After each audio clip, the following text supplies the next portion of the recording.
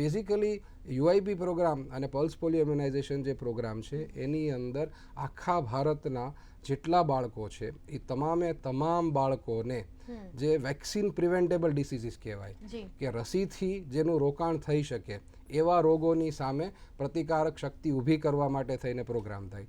આની અંદર જો મુખ્યત્વે જોઈએ તો પ્રેગ્નન્ટ બહેનોથી આ કાર્યક્રમની શરૂઆત થાય. એટલે પ્રેગ્નન્ટ બહેનોમાં સૌથી પહેલા ધનુરની રસીથી ચાલુ કરે, ત્યારબાદ બાળકોની અંદર જન્મતા વેત જ બીસીજી એટલે ટીબી ન થાય એના માટેની રસી હોય.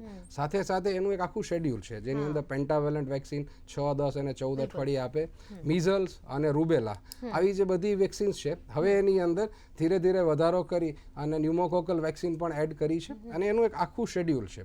હવે આપણને એમ બી થાય કે આ જે વસ્તુ છે એ ખબર કેમ પડે કે બાળકને ક્યારે કઈ રસી આપવી. આની અંદર કોઈ પણ લાંબુ પ્રવચન આપવાની મારે જરૂર નથી. આપના નજીકના સબ સેન્ટર આરોગ્ય કેન્દ્ર જે હોય ત્યાં જાઓ, તમે તમારા બાળકનું મમતા કાર્ડ કે આપો અથવા તમે તમારા બાળકનું વેક્સિનેશન કાર્ડ આપો કે મારું બાળક આટલા મહિનાનું છે, એને આટલી રસી અપાણી છે.